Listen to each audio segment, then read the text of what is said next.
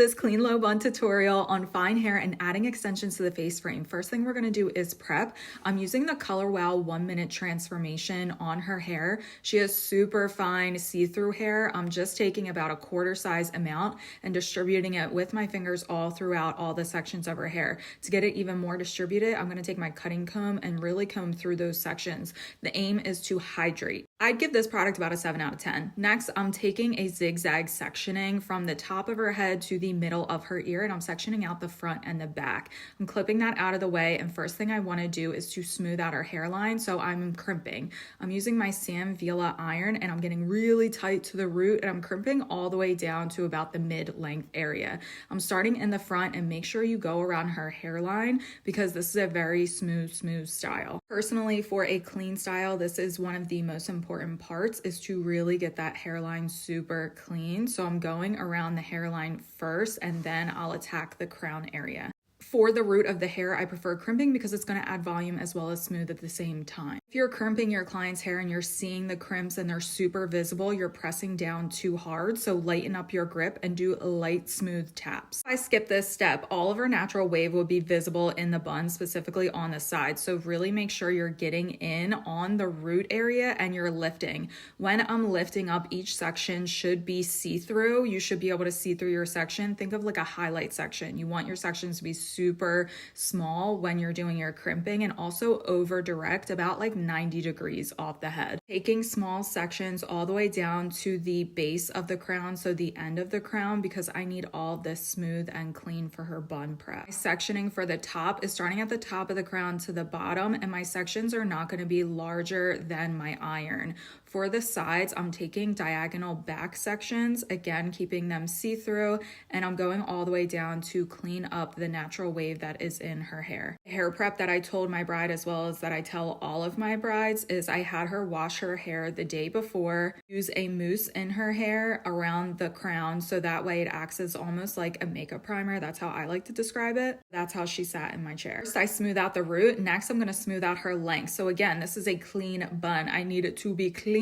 So I'm going in with my flat iron, and I'm taking my flat iron on the mid lengths and the lengths of her hair to really get that smoothness on the style. Again, I didn't do this throughout the entire style because I wanted volume at her root, which I'm going to be able to get achieved through crimping and not flat ironing. Flat iron I'm using is the GHD iron. I do love this iron. I've had it for about 5 years, and she's really lasted the entire time with me. Using my cutting comb and my flat iron at the same time, and I'm taking small sections so that way I can get it super smooth and I'm not having any tangles when I'm flat ironing by using my comb and going through. Yeah, her mom really did stand in front of me like the entire time like this for about an hour. It's great. Before I start securing the crown, I want to add the extension piece to her face frame. If you can see from her trial, one is fuller than the other on the sides of her face frame. So I literally just took a 2F extension piece and cut it in half, and I'm taking a diagonal back section right at the top of her part.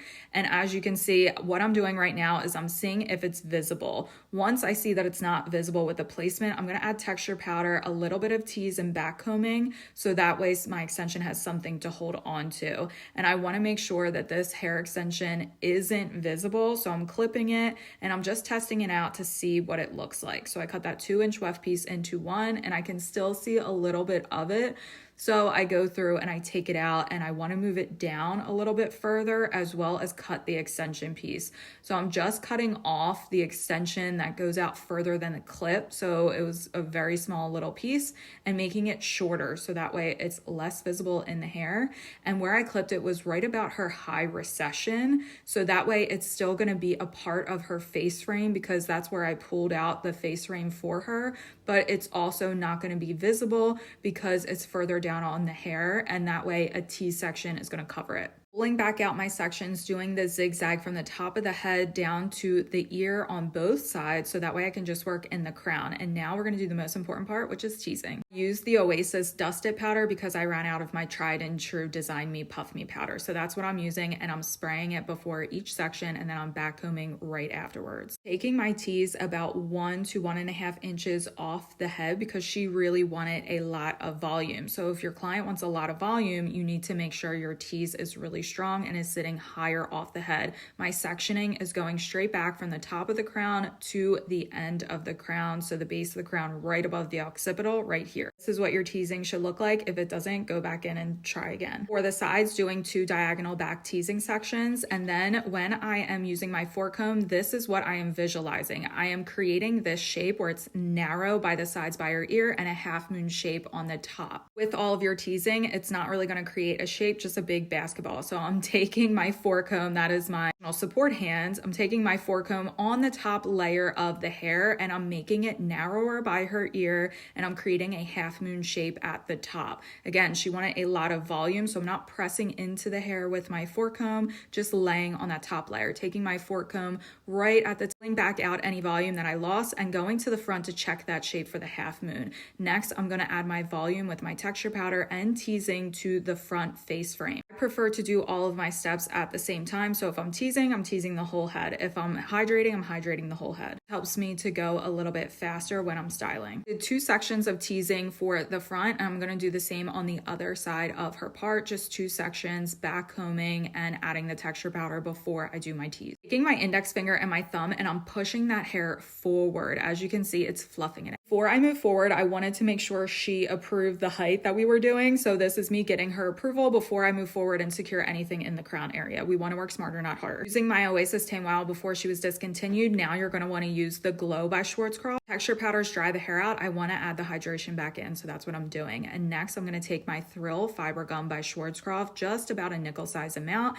and I'm going to rub it between my hands and then open up my hands in a clapping motion to see all the little fibers come out onto the hair, because what I want to do is add control as well as add shine, and that's why I love the Thrill product for that. My blonde girls have a lot of breakage, so I needed to control the frizz in her hair a little bit better with the Thrill Fiber Gum. And separating out her crown about 2 fingers above her ear and drawing my fingers back completely separate. The back of your hand is lifted off of her head like this. When you pin, your pins will not be secure and you'll lose your shape in the crown area. And right now what I'm doing is I'm just making sure all my flyaways, pulling back out any volume that I lost when I was combing and starting to create the crown. Remember, we need this to be really sleek. So taking these little detailed touch-ups will preserve your clean crown area in the end. To take a small tooth comb to blend your sections together, we don't want any visible really texture. So I'm taking my hand, the back of my hand, and I'm flipping over to my other hand, doing a little pass off, and then I'm holding it with my thumb, pressing my bobby pin up against the scalp. Keeping my pin closed. Next, I'm taking my fork comb to test to see if this is in a good position where my pin wouldn't fall out, but it was too loose. So I took the pin out and I redid the crown area, because if it wasn't secure in the crown right now, my bun would lose its shape later. Meaning, if my crown wasn't totally secured right now, when I go to do the bun and I put an elastic pull on that section, it's gonna ruin the shape of my crown if my pin is insecure. So I'm just re-securing that pin by taking out the crown for round 2. Using my fork comb where that pin was and just pulling out any texture for my shape. Checking the front to see if it flattened out any of the volume, and I'm just using my fork comb, pressing it into the hair and pulling it back up again to get that half moon shape. Spraying my Oasis Tame Wow because I want to start to clean as I go. So that one area where I had my fork comb, I'm just tucking it in. I'm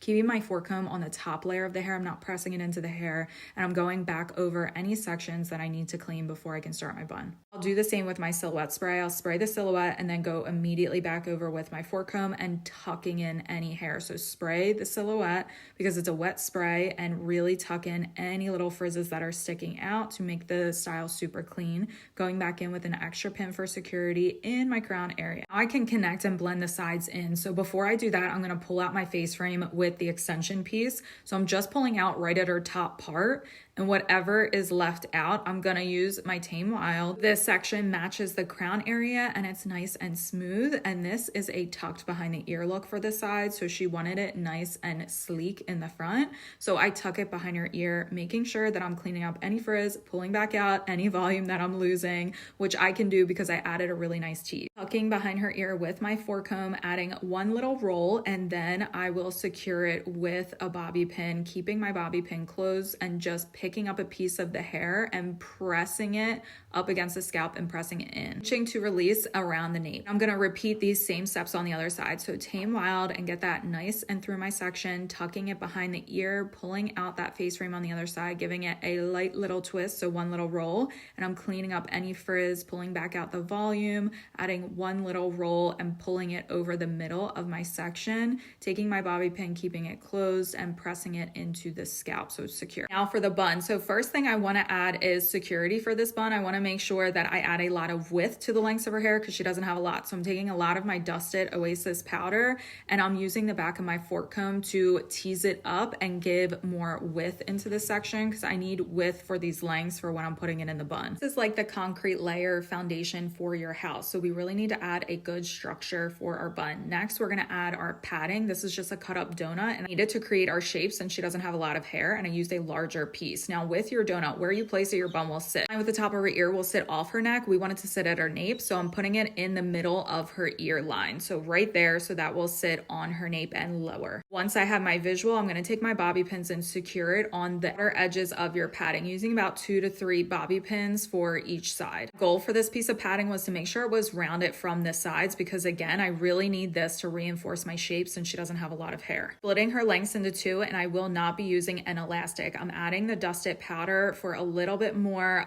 security when I'm shaping. I'm not using an elastic because it will take too much hair away and she doesn't have a lot. So I want to use all the hair that I have. With an elastic, it would take about 1 to 2 inches off the lengths of her hair that I need for the bun. Taking my middle and index fingers, I am now twisting the bun up and over to the left. This is the visual you don't want to see. The lines are way too tight in this twist. So we're going to take it out and try it again. So I'm brushing out my section because I need this to be clean. I'm pulling the hair up and I'm using my wet spray to re-clean the section with my fork comb. So see how I'm holding this up? That's where I'm going to start my twist by pulling the hair up and twisting with my index and middle finger in that direction. Here's what to look for. When your lines are curved, you are good to go. That's the visual I'm looking for when I can take my big open U-pins and place them into the hair. I'm not pressing it in because what I'm going to be doing now is fixing it to go around the sponge. So I want to make sure that I'm covering my sponge.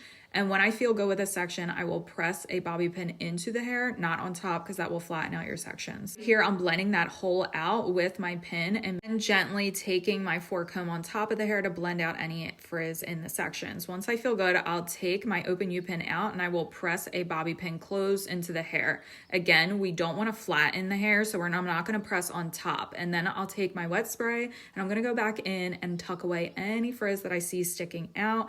And what I'm doing is making sure that the top part of my sponge is covered. So that's why you'll see me pulling up on that top part of the bun. Looking to close any gaps that are exposing your sponge with the hair. Next, I'm going to blend that section into my bottom section. So you can see I'm blending those sections together. And now I'm going to work in one with this section, twisting it up and over to the right. So these are going in opposing directions. Section went up and over to the left. Bottom section goes up and over to the right. And again, the twist that I'm looking for is making sure that your lines are curved. And I did the same thing, but I forgot to film it. Everything I did with the top section, I did with the bottom, and I am securing and pulling out those curved lines with my fork comb, while dealing with the scraggy little lengths that are left over whenever you're finished a clean bun. Again, pressing your bobby pins in. For a note, you could see I am on my knees on the floor. I wanted to make sure that I was eye level with the bun and not over top of it, because sometimes when I'm over top of it, it obstructs my view. It makes me pull the bun up higher than it should be, which I wanted to make sure that I was keeping it on her nape. So I wanted to make sure I was eye level with the bun to keep it there.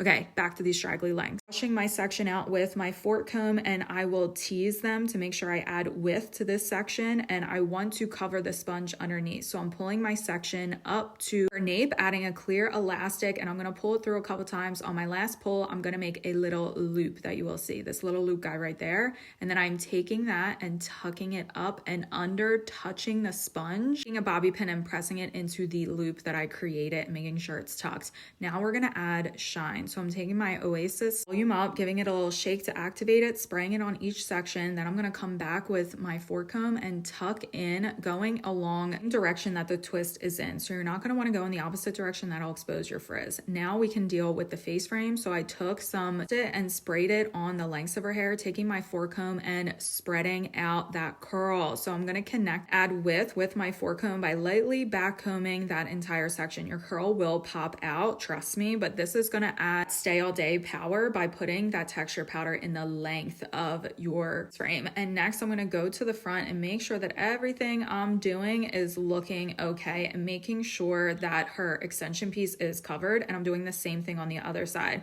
Look at that tight little curl compared to the other side. Please go back in and make sure that you brush out your face frames, just gently brushing it through, and the curl pops right back out, I promise. During this step, you lose any of the volume that you had at the root of our face frame, just pick up your section and go back in with texture powder and add more tease in that section. That's what I'm doing, and I'm checking the front to make sure that everything is shaping out nicely. Now I can add shine with my Oasis spray, spraying the volume up and then going back in and shaping it out and making it nice and clean with my fork comb, just shaping out my sectioning, pulling my face frame towards her face. And now I'll use my setting spray, which is the Got to Be Glued. It's my setting spray that I like to use just only at the end, specifically on the face frame. I won't use this on the bun, it's too heavy for the hair. Building her face and lifting up the hair and spraying along her hairline to get underneath the face frame, so that way her sweat has a little bit of a barrier before it starts sweating through her hair. Standing in the front of my client, I'm going to check her volume, lifting back out because this girl wanted a lot of volume, and showing her her beautiful hair, getting the good feedback. And can you even tell she has an extension there? Nope, you cannot. That's an extension piece there. Love it.